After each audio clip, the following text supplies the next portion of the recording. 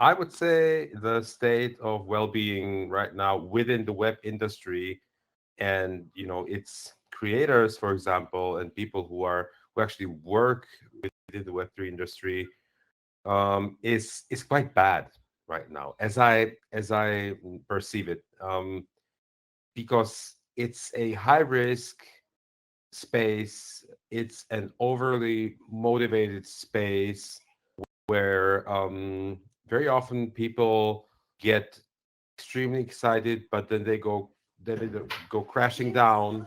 Lots of people who are trying to make it in Web3 do so apart from their daily jobs, and if you add to that this manic depressive nature in the market, they often burn out rather quickly.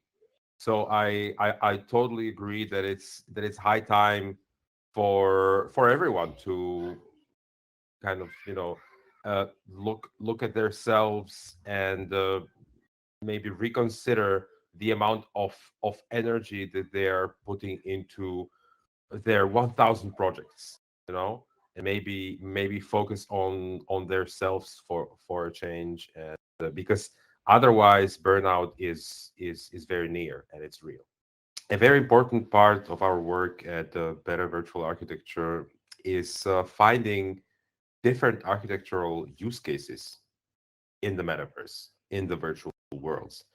And since I have a master's degree in psychology, it was only logical that rather early on I started to think about the possible utilization of spaces for example, counseling and psychotherapy, and that's either one-on-one sessions or group counseling, group therapy. And the real advantage of virtual spaces and what makes them really amazing is, I think, that anyone can join in from anywhere in the world in real time. And this can be an advantage in a number of cases. For example, imagine a closeted trans person in a country where being trans openly is punishable by death or punishable by prison. And so via the internet, this person can easily join sessions and get significant support. And I think that's an excellent thing. Also, mainly thanks to Minecraft, today we have very persuasive evidence about the positive effects of virtual spaces on the well-being of people with autism. Um, and so there is an amazing chance to create these online virtual worlds for people with autism and their family members, and as a place, as a safe place, as a place for of support. And the activities can range from supportive counseling to actual training of basic skills necessary in the physical world, for example, for autistic people. My therapy rooms project is a series of interior designs created with the help of artificial intelligence. I completely fell in love with artificial intelligence, mainly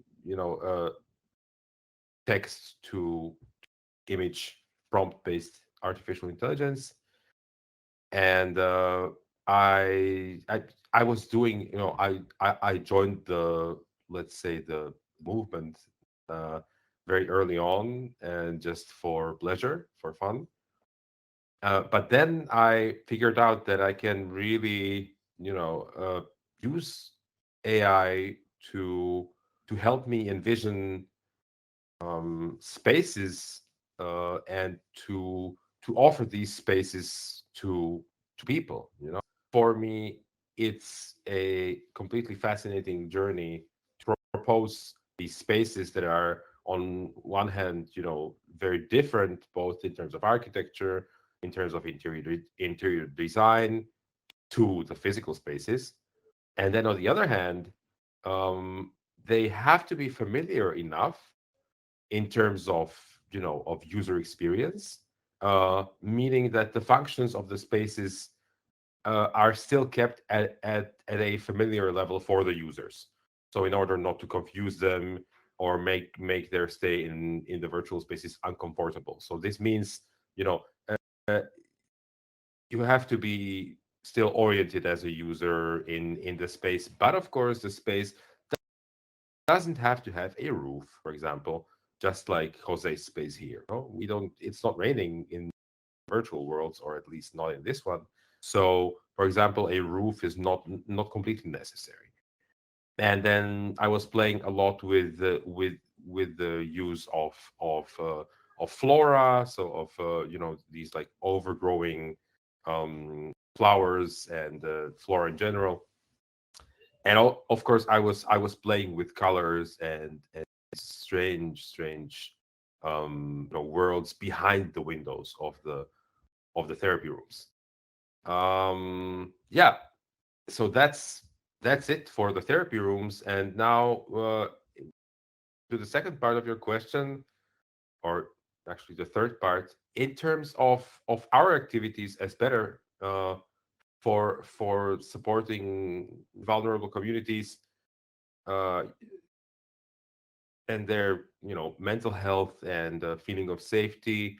Well, I myself, for example, am a core member of a platform called Choice LGBTQI, where we are trying to create safe spaces for the members of the LGBTQI community. Uh, so we are always trying to help when possible, and to communities that are somehow marginalized, they are somehow opposed.